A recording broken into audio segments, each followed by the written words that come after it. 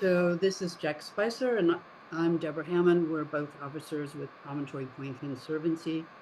Back in the spring of 2020, when it first became evident that Promontory Point was again in danger, the Conservancy realized we were going to have to update the 2002 Cyril Galvin engineering study of the point's limestone revetment and the 2004 Calvin mediation report findings.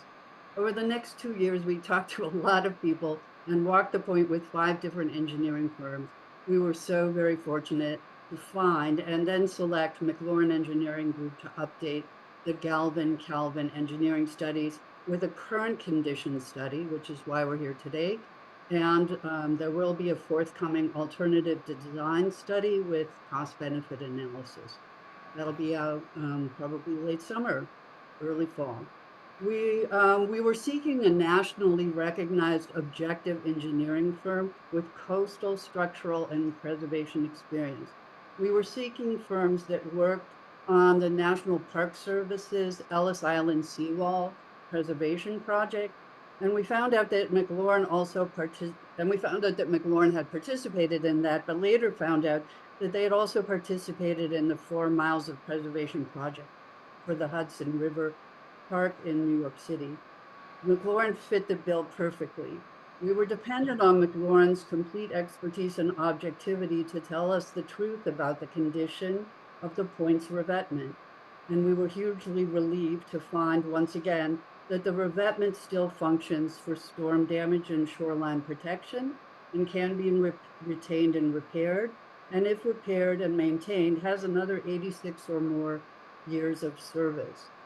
We know that the Chicago Department of Transportation commissioned its own condition study, concluding that portions of the revetment have already failed and that the remaining portions have a very limited life.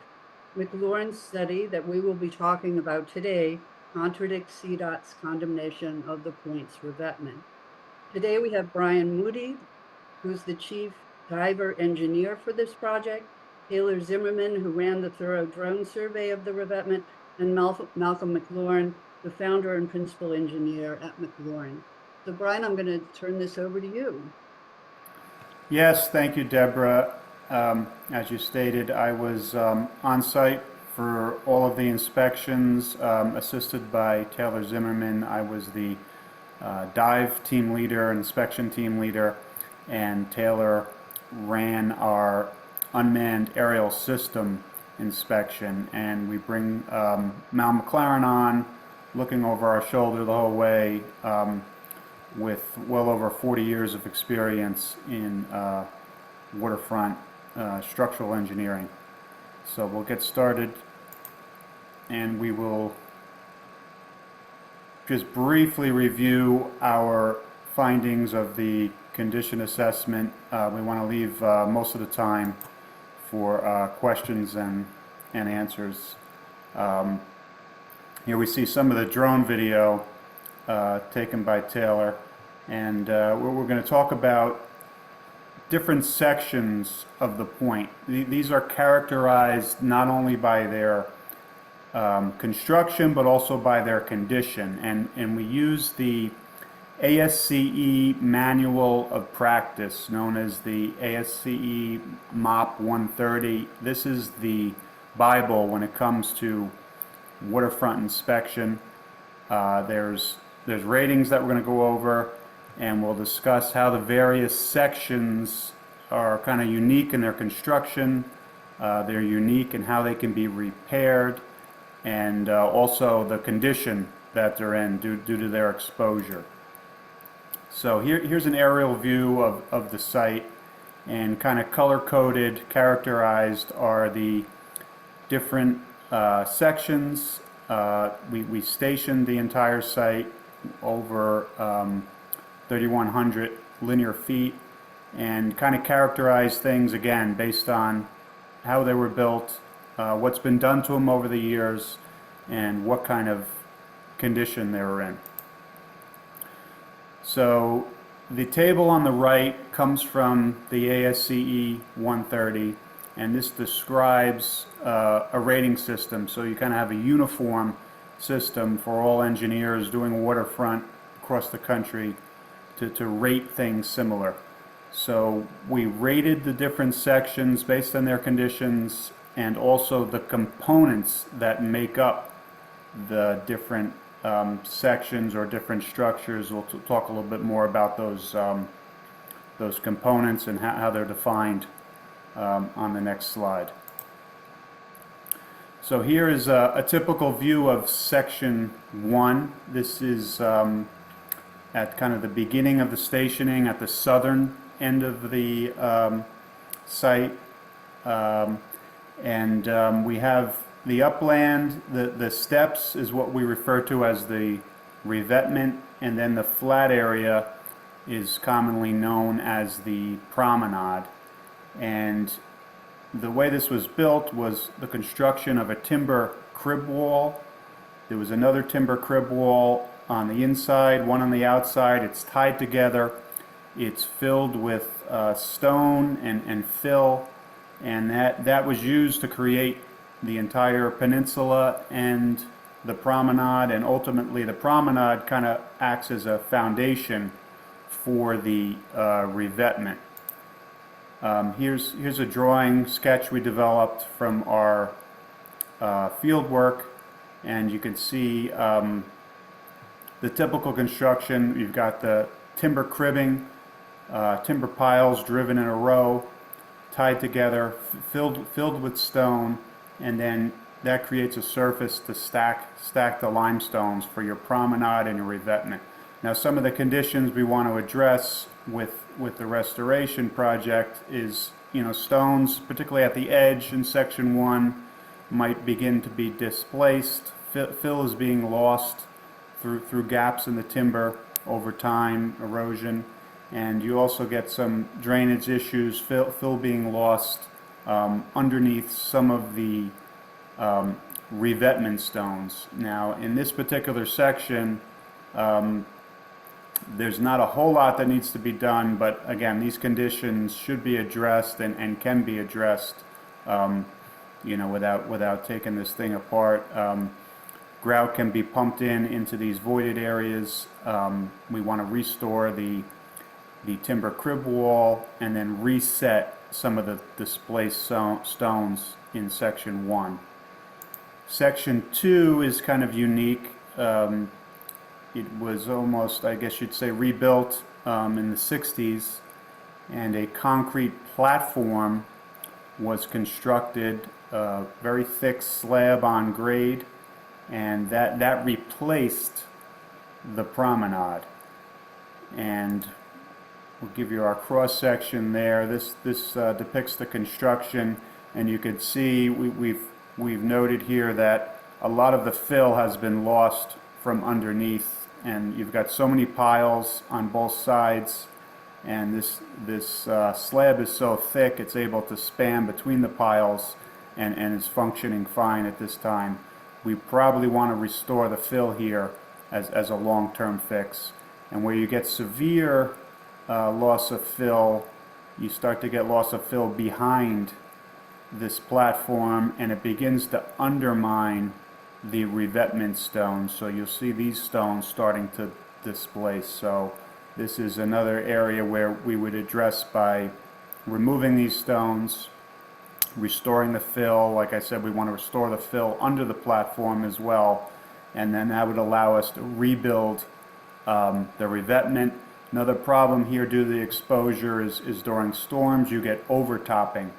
So a lot of the upland in some areas is eroded, hasn't been maintained, and there, just with some improved drainage, we call them marine mattresses, basically mattresses wrapped in a geofabric, a strong geogrid, and it creates a solid foundation, and filter fabric would retain the fill, and it would still require some maintenance during storm events, but you would not get this erosion under the revetment, and you'd have a means to address storm damage when it occurs. Section 3, you begin to get, again, this is kind of on the northern exposure as you turn around the peninsula to the north, and again, north facing, and you get, a lot of wave activity, winds out of the north with the lake right there, and more displacement of the stones, but similar repair we'd like to do here, as far as, restoring the crib structure, restoring the fill, and then resetting stones, and then also resetting stones on the revetment. Section 4, and I know I'm going quick. We will have a lot of other slides, pictures, and we can get into detailed questions. I want to leave a lot of time for questions. Section 4,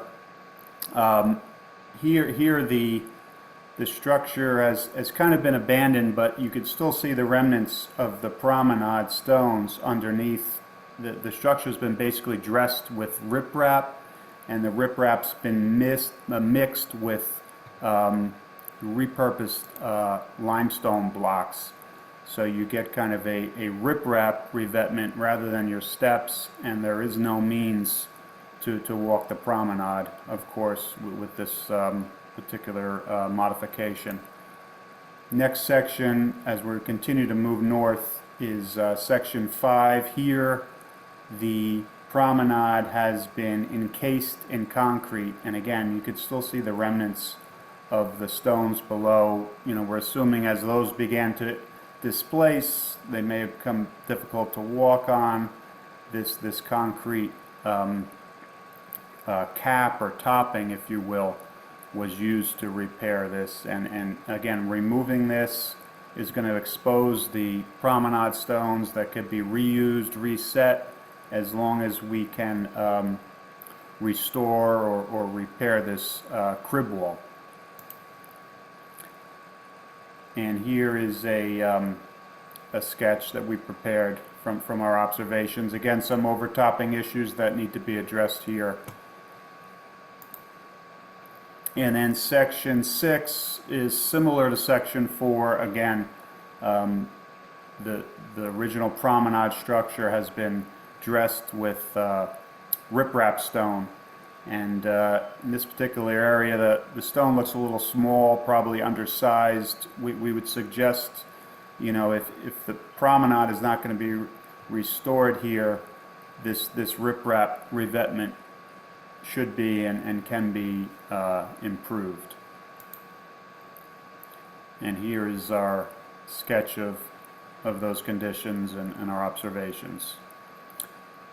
So I think part of the question we're here to answer is why limestone? Adjacent to this site, I think much of the Chicago waterfront has been converted over the decades to concrete step structures, and the limestone has gone by the wayside. And I don't know if this is a question for McLaren Engineering as much as it is for the Conservancy and the people of Chicago. I can tell you, having been out there in May, in July, in the dead of winter, and anytime I've been out there, this is what the concrete steps look like. There's no one on them. And we've had all different weather. In May, we had one of the nicest days probably Chicago gets in May. It looked like this. The point was crowded with people. People were swimming, playing frisbee in the water. For again, the people of Chicago, and I think the Conservancy could answer, a lot better why that is, why the point is so attractive. I mean, only with the time I've spent there, I can certainly understand it. I think if you're near it, you see it, you're drawn to it. It's different than everything else. We know it's historic, and we want to demonstrate that it can be maintained. And this has been done before. I think the city might argue that it can't be done, it can't be fixed. We have to do this in concrete. We're here to tell you that it can be done. We have done it. Deborah mentioned Hudson River Park. You could see some photos on the right here. That was a 4-mile long park, 100-year-old seawall, 100-year-old piers, restored and reused. And another project we have experience with is Ellis Island on the left here, and another seawall restoration project.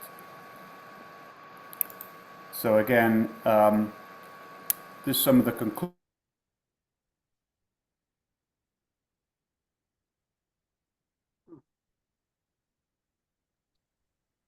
We lost you there, Brian. Sorry? You there? Oh, We sorry. lost you. Am I back? Yeah. You cut out right with inspection conclusions. Okay. So yeah, here are some of our inspection conclusions from our report. I'm not going to read them to you. I know you've all seen them in the report, but the main point is, you know, the promenade, the revetment is functional now. There are portions that need improvement, that need maintenance, but this all could be fixed with new technology, current techniques, and be improved. We're already in our next phase looking at where we can add ADA access, how that would look, and how we can improve, you know, the drainage and durability with current technology, where, you know, this lasted nearly 100 years without any maintenance, still functional, and you know, we can do better.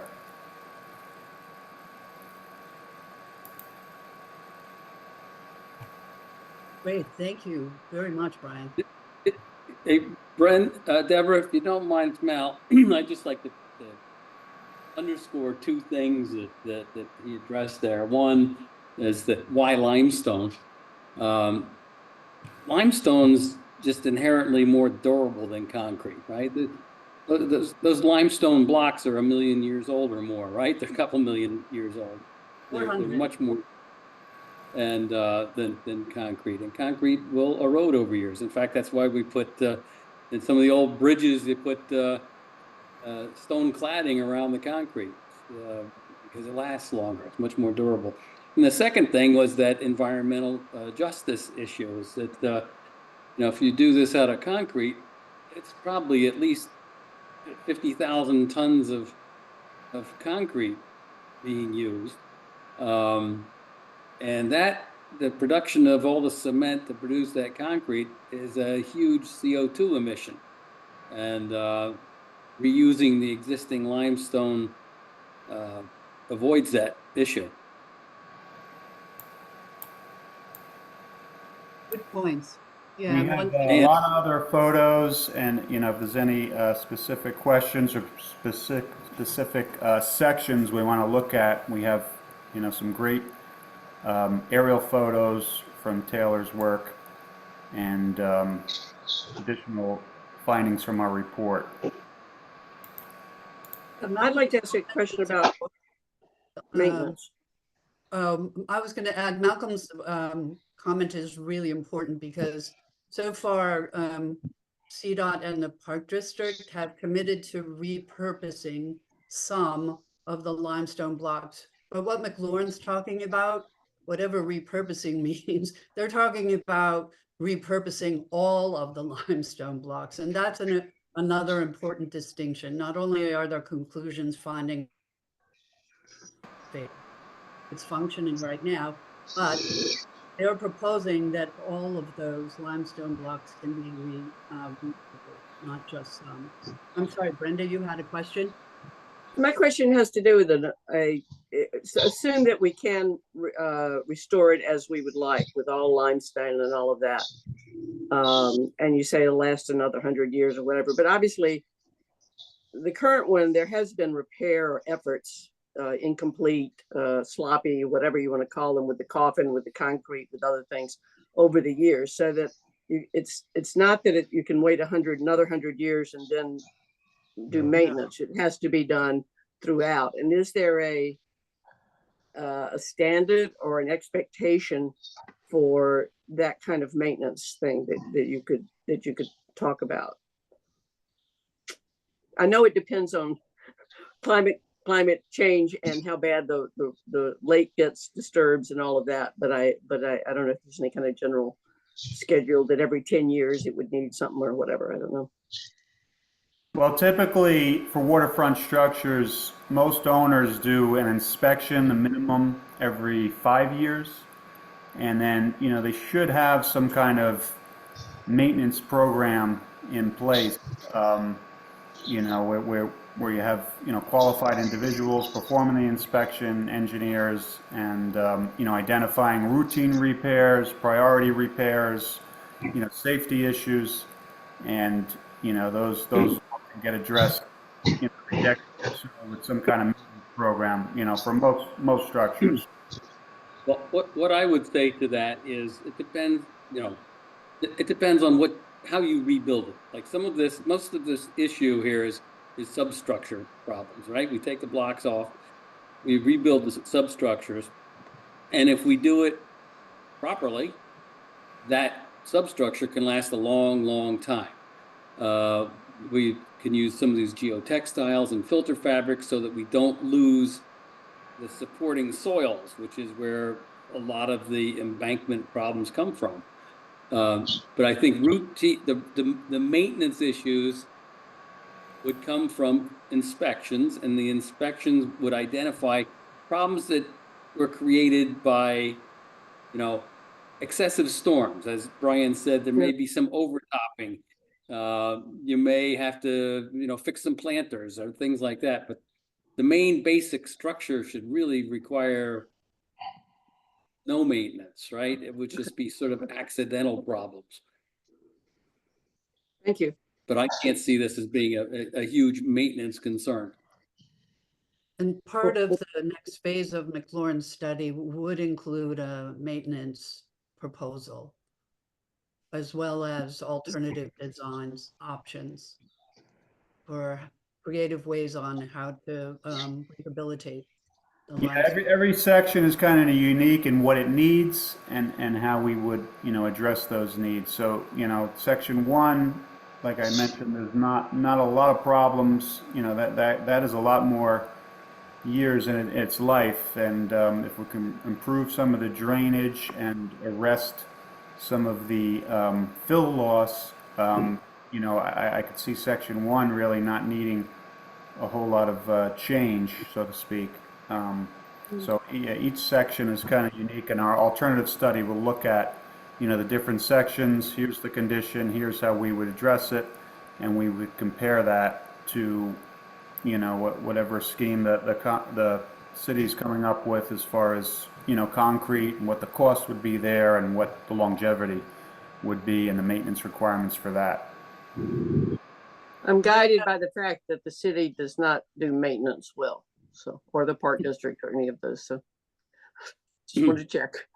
Right, and what you're looking at now is section 2 and the beginning of section 3, and that's the northeast corner of Promontory Point. That's the area that gets the most severe storm wave energy. So that's where, of course, we're seeing the most erosion. But as Brian said, a lot of it has to do with the lack of maintenance over a long period of time. So Yeah, these marine mattresses, you'd bury them in the ground, you'd overtop with geotextile fabric, and then, you plant your grass, and like Mal mentioned, the structure's not going anywhere. You may have to, redo some of the landscaping after a storm, but if you want to have it finished in grass, you kind of have to live with that, but it keeps the the character and the construction that's already here without, putting a 10-foot wall up, so, no wave can ever get over. Brian, thank you. So we Conservancy people get to talk to McLaren people all the time. So I'd rather open this up to the SHPO people and the ACHP people. If they have questions, please ask them now. The word, you've got your hand raised. Please go ahead.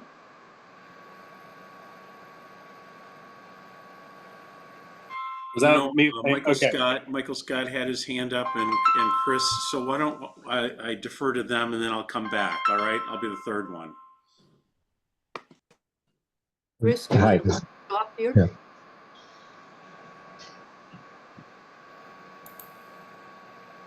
No, let Michael go. I think my question is really quick because Brenda kind of asked it, which was that there was a Chicago Public Buildings Commission hosted a little walk on the area north of here this morning or yesterday morning. And one of the things that somebody said was that original limestone needed repair after 10 years. We sort of scratched our heads, and I was wondering what you thought that might mean. But reading between the lines of what you just said, there would be some inspections and maybe some issues would arise, but that you wouldn't actually expect that repair would be needed within the first 10 years. You're laughing. I think that's sufficient. I think that's sufficient answer. Thank you very much. And I would say this too, that any of the, the limestone didn't fail. The support of the limestone, and it failed because it lost the soil that was holding it up, which was evacuated because of the filtration of the soils. And we can avoid that now if we build it right. We can put the filter fabrics in. We can make sure we put the proper revetments in place. Chris, you want to go ahead? Sure. So, one, just to clarify, from the ACHP's perspective, we're not the experts when it comes to the treatment of historic properties. We're the experts in the regulations that are there to help guide agencies to make sure they consider the effects of historic properties. So that's a long way of me saying I'm not an expert in the treatments, particularly of revetments. So this is lots of really informative information that I'm getting in. So it's really super helpful. I think particularly on the ACHP's perspective, we rarely see consulting parties come to the table with their own studies to help present to the agency how alternatives and modifications to their undertaking could avoid adverse effects and result in a no adverse effect finding. So I think Chris, I hope that's a compliment. It is a compliment. Now, it's not. I don't. In most places, and this is something we remind agencies of, that a highly motivated consulting party or public can, do a lot of things that they may think that is not possible. So I think in general, this is fantastic information. And I think this is something that we as the ACHP, in participating in any consultation on the point, are going to expect the Corps to have to reconcile with. And I'm saying the Corps because I recognize that folks have lots of plots like the city, CDOT, and all the entities that operate there. But in the end, the Army Corps of Engineers is the one that is responsible for complying with the National Historic Preservation Act and the regulations that I'm at the table here for. So that's who I'm going to be looking to in the end, kind of reconcile with this information that, I know you've already, shared and conveyed to the Corps, but, I think as they start to proceed with this eventually, whenever they get the money to do so, they're going to have to analyze that. So I think one of the things I wanted to understand is, I know you were referencing in this that this was using the American Civil Engineers standards. How much does that vary from anything the Army Corps relies upon? And that may be, and again, this may be coming from a total state of ignorance and not knowing, I just know that obviously they're not the same, those two groups, but I want to make sure how similarity are we talking about with the Army Corps? What would they compare this to? Or is there any difference there? Matt, I don't know if you want to tackle that. I mean, my only comment would be this particular manual is for how waterfront inspections should be conducted and tries to create a uniform way of rating structures just for inspections. Now, when you get into building or designing structures, you're going to be going more towards, codes and standard practice, and the Army Corps may have more say when it comes to coastal design. Well, Brian, NAVFAC and DOD may have their own rating systems, like the Port Authority has its own rating system, but they're very, they're very similar. Instead of 1 through 6, they'd be 1 through 5, or right. Good, fair, poor, that kind of thing. But this is a good, well-tested and respected method of presenting the results. They could, if you converted them into Army Corps language, it would be very, very similar. I think that's kind of what I was getting at. I wanted to understand that, you know, this is a comparable type of analysis that the Army Corps, if they have their own standards looking to, they should be able to translate it into. That's, I think a lot of what I'm getting at is how can we make sure that when Conservancy conveys this, you know, it's indicating, hey, this is our analysis. We think this is achievable through a method that considers and prioritizes preservation and rehabilitation.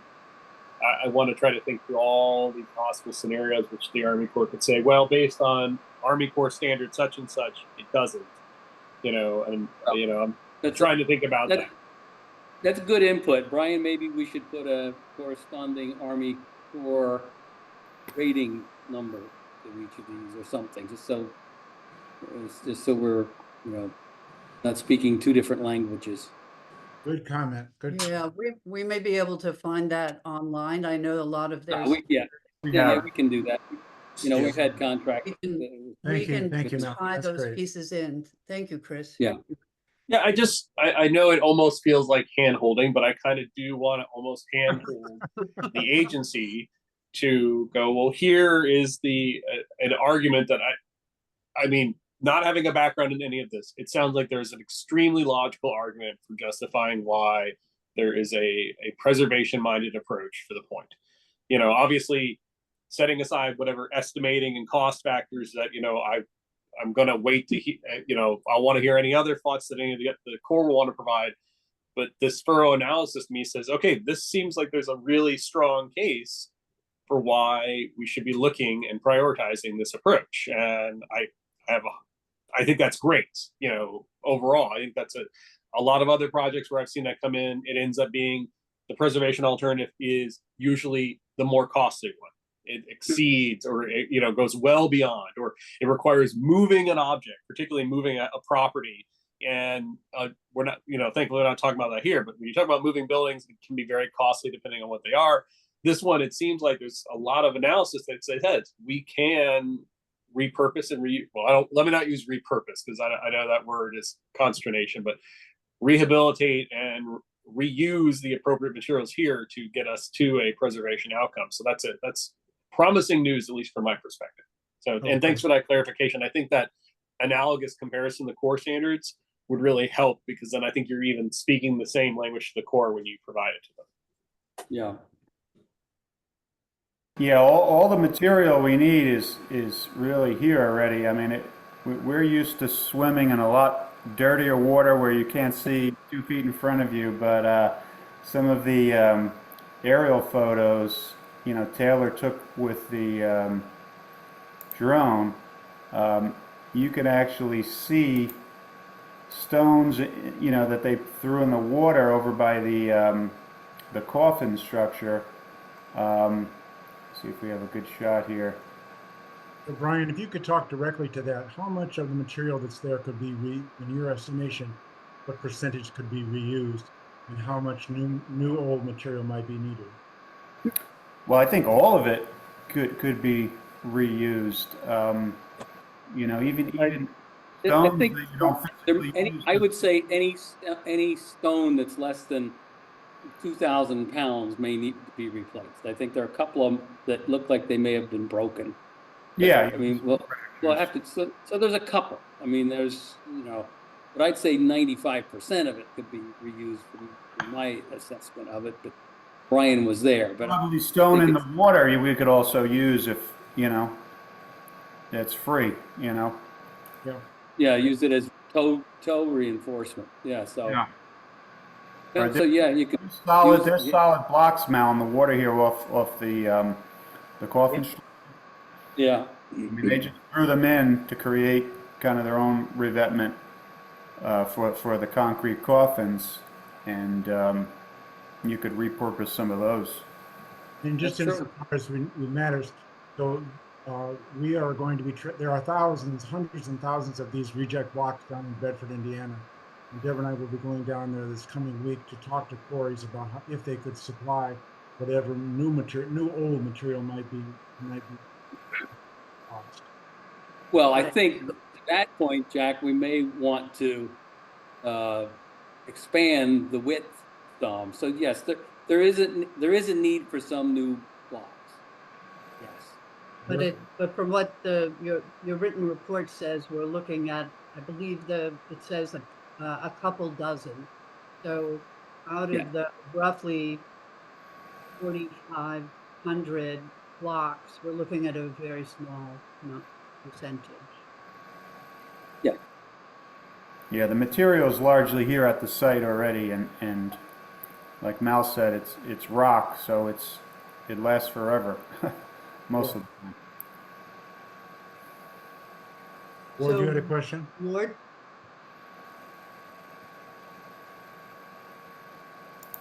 Ward, you're muted. Ward, you're on mute. My apologies for that. I had to take a call. We have a Landmarks Commission hearing tomorrow, so it's a crazy day. And this may have been addressed by others, but on this eastern end where the coffins are, is there enough material underneath that that concrete slab in the coffins, and would we be restoring that to resemble the original plan for Promontory Point with the step revetments? Is that the idea? And also just realizing the amount of wave action there, does that need to be a little deeper as an idea? Do we need another step or two? Just throwing that question out. Does it need to be a broader, denser area extending further into the I'm lake? going to jump in and answer that question. It's a Yeah. great It's a great question. There are a number of areas, and this is the most exciting, creative possibility question to answer. So maybe this gets rebuilt as the original limestone revetment and promenade was done. So we but should maybe- talk about that. So these were built in 1964-65, the coffins, by the Chicago Park District. And the coffin section is deliberately left out of the National Register listing as not part of the landmark status, even though that construction happened during the first 50-year period of significance. So the coffins are the only part of the point that's not landmarked, really. However, there, as Jack's going to tell us, there's some really exciting opportunities for repurposing that for ADA compliance. Go ahead, Jack, please. So it could be where we do ADA, because we have to Mm. rebuild the stepstones as well. That could be ramps, easygoing ADA compliant ramps to get down to this concrete area, which is already flat and movable. If there was a barrier at the outside edge that would protect people from walking or rolling off Another into row the of water, blocks at the edge Yeah. of the concrete. this could be ideal. But I think that we could end up either here or other places with absolutely earth-shaking ADA unique capabilities and Really conformancy. clever, innovative collaborations with the community about how to do this here. So it's a really interesting problem to think about, whether this should get restored as if it were done originally in 38, or whether we should take advantage of this, what's here now, for ADA compliance. And then it might be, I mean, it's unique. Nobody's going to build this ever again. But to your point, I mean, if this is about how much money does the city and the Corps want to throw at this project, you could reconstruct the limestone promenade here. You could do that. And on the other hand, the demolition of this promenade Would be astronomical. hugely expensive. So Brian's Fascinating. showing us some of the 64-65 construction pictures. Yeah, I love these pictures. I can't believe we have them. This was great. Mhm. Yeah, these were They're beautiful. salvaged by Julia Baccarat. Yeah, I just wanted to speak to that as well. If one section does need a bit different of construction or a bit more layers of stone, I think we can do that with a limestone versus like a uniform concrete might be limiting in some sections.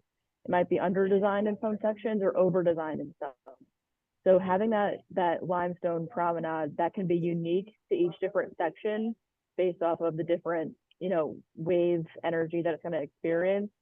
It just shows like how beneficial the limestone is, that, we can tailor it to each section as needed. It's interesting here to see in this picture that the coffins are actually anchored with steel rods or what appears to be steel rods, and that holds them in place against all this wave action. And it's hard to believe that that dated back to 1965. I would have thought the coffins came a little bit later, but really fascinating pictures. And kudos to the team for making this report a reality. And the coffin section is in remarkably good condition for concrete, whereas some of the city replacement concrete for limestone is only 20 years old and is already beginning to deteriorate. So they were doing something right in 1964. Not that we're advocating for concrete. Yeah. Well, You got to be careful there. yeah, Brian, can you bring up the cross section through that section? Yeah, I think we have the actual construction plans here. I was just trying to open. But let me go to the one we created. You had give it a sketch there, right?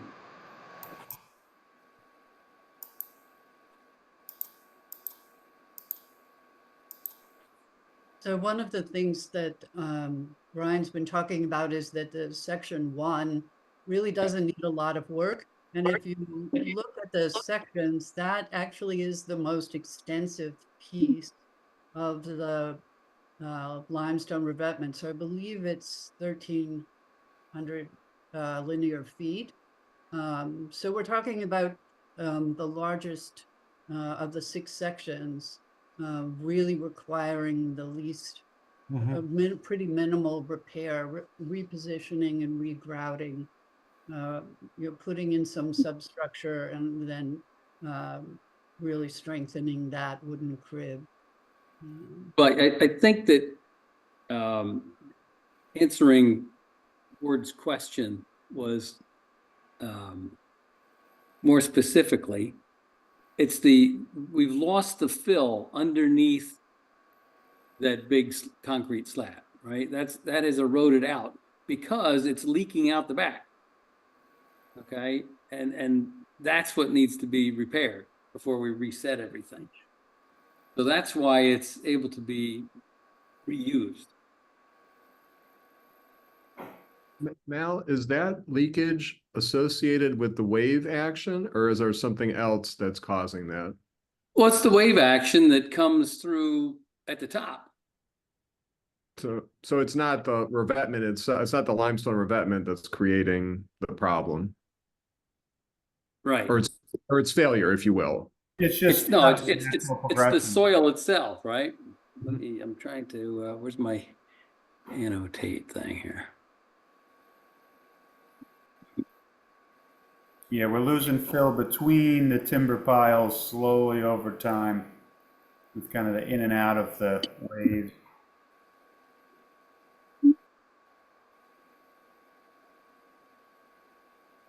And then in some cases, it's making it all the way back underneath the revetment, that erosion. Yeah, I'm usually able to annotate on here. I'm not sure why I can't here. But there's a gap now below the concrete, right? And that material is eroding out from the back. Right, it's all. And if we can restore that with proper gradation and filter fabrics and things, then it won't be a problem. It's keepable.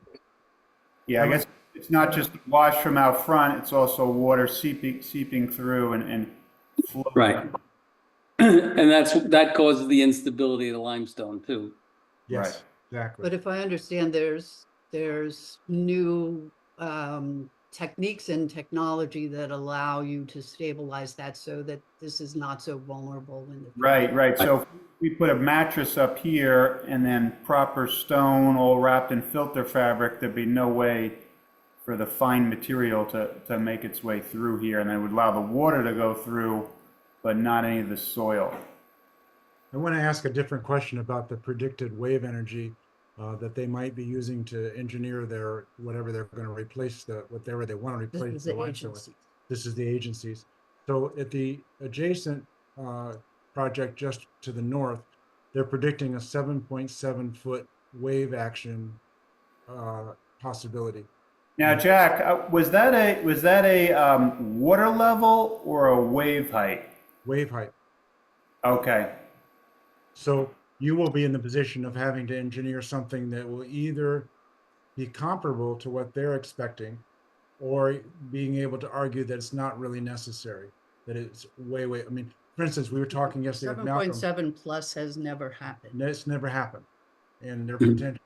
Okay, so this is not as if we're designing a dam someplace and there's a town of 50,000 people just below the dam, and if there was a failure, people would die. Even if there was a failure here, nothing bad is going to happen other than there's going to be damage to the revetment that can be repaired. Nobody's going to die. No building is going to go down. It's not going to It's so affect far from Lakeshore Drive. Drive. It's so far. So we're going to have to juggle with that prediction that they're making of the wave energy that will be applied to this project. So just want you guys to be aware of that as we go through the next section. Yeah, well, that's just basically size of stone versus wave energy. So Yes, yeah. exactly. They're big, heavy stones. Right. Yeah, and you can design for the storm if you have enough money and you do it right. Yeah. So we probably need to take some more detailed measurements of typical stone sizes. I think they're at least 5,000 pounds a piece. Yeah. And what's the wave it takes to move a 5,000 pound piece of stone? That's Very good. So Chris, you have another question, please? So I guess part of this is more Jack and Deborah again. In the end, is this going to be not just the current condition kind of assessment you've got right here, but is this going to come up with recommendations from y'all as a consulting party saying, in this area, we recommend, restoration back to a limestone revetment, limestone promenade. In this area, we recommend the replacement with the concrete coffins, that this be where the Corps explore handicap accessibility options, Exactly. is that what it's going to take the form of, kind of justifying, taking what you've done here? We are running a parallel process. So we are pretending that we're the Army Corps and we're doing this condition study. We are going to do an alternatives to concrete design study with low, medium, and high cost options for each one of these six sections. And we will be doing the first historic structures report that's been done for Promontory Point in the long history of this 24-year struggle. So we are going to take these to the community to get feedback, to refine the plan, and then we're going to come forward and say these are our recommendations, and that these are creative alternatives that can be worked out with the agencies, but that we know that preservation options are abundant and are feasible. So yes, exactly. And we will be providing McLaren with both ADA compliance experts from our realm, and also with consultants that can be sure that what they're proposing is consistent with the SOI standards. Right. So our historic treatments consultant that we are in the process of interviewing and hiring for. So yes, that's what we're doing, and that's our intention. Okay. Yep. We've been doing a lot of fundraising. It we're sounds like it, but again, this is really fortunate to have the community behind us, and they've been incredibly generous in their support, hugely generous. So I will say though, again, this is in the consultations I've been involved in. When you have a preservation option that is not been explored to the thoroughness that you're already talking about, that is one of the major challenges. Is by the time that's getting discussed, the agency's decision is already made. And I know there's a lot of stress about obviously decisions being made at local levels, but given the fact that the Corps has not yet gotten to the point that it can engage in amending this agreement, I think I am encouraged by the fact that you will have that information in hand. to show them because it will require a thorough response. I can't speak for State Historic Preservation Office, but I mean, that would be the expectation that I think they would also expect too, as well as any other preservation consulting parties would be, well, now you have this information, agency, we need a thorough response to it. Because it's not like it was a what if scenario. It's a, well, here's the scenario that we've analyzed for you. So that's exciting news. Yes, Thank you. Thank you very much. Go ahead. Did you want to? One other question, if we could discuss the issue of design life. Recently, the agencies have said that the design life for the concrete structure that they're proposing is 40 years. At Morgan Shoal. At Morgan Shoal, the immediately north one. Do we have a way of talking about the design life of the limestone and all the various options that you're going to present, that McLaren is going to present for rehabilitation? That is Like, what's the typical design life of limestone, say, versus that 40-year for concrete?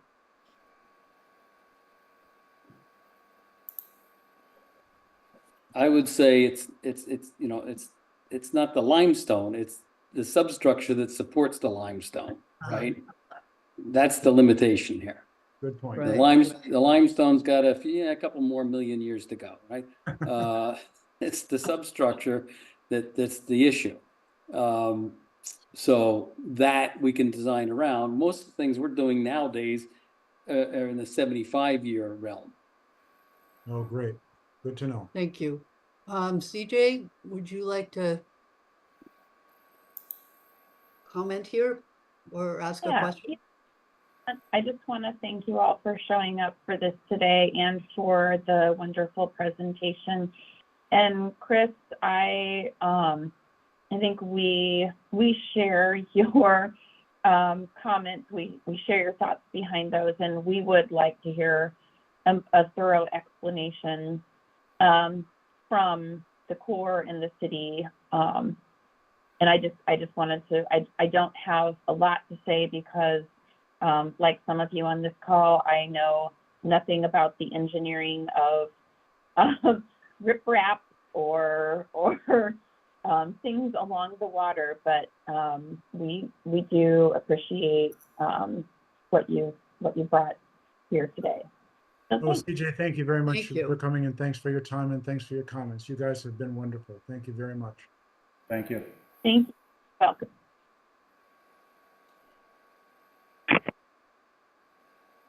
All right, we're adjourned. Any other questions? We're done here. Hey, Jack, Deborah, I would suggest that no one objects. Why don't you should just send this video right on over to the Corps in the city saying, hey, this is what we presented. I'm sure you were probably already planning to, but I mean. We were going to send popcorn along with it. Yeah. Garrett's popcorn. Absolutely, we were going to send it on, especially since the Chicago Corps is not funded to attend today. So we want to make sure we get this information to them. They received the report, so they've had the documents themselves and the extensive appendices that go with McLaurin's condition study. And we'll be doing the same thing once we get the alternatives design study pretty soon. Yeah. Thank you all so very much. Oh, CJ, another question or your hand's still up? Oh, no, I just forgot to put my hand down. Okay, no problem. Deborah and Jack, if you'd like, we can, our May-June newsletter is going out shortly. There might be the possibility of squeezing this into the newsletter if that would be okay. Oh, cool. Okay. It was out to about 9,000 people, so. So Ward, thank you very much. Thank you. Frank, thank you very much. Michael Rackless, Michael, thank you very, very much. And Frank for joining us. Thanks a lot. Thank you all. And All right, take care. folks, Thank great you. presentation. Thank you. Thank you all. Have a great evening. Everybody. Thank you. Everyone. Thank you.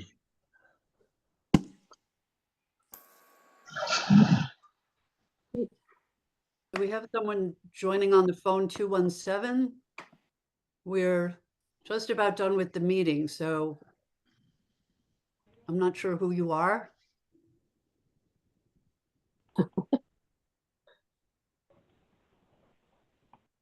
Oh, okay, Rita. Thank you so much. Rita, thanks for coming.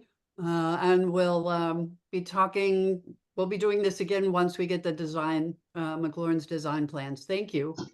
Okay, I'm ending the recording and I'm ending the meeting. Thank you, Michael. Adios. Thank you, Brenda. Right.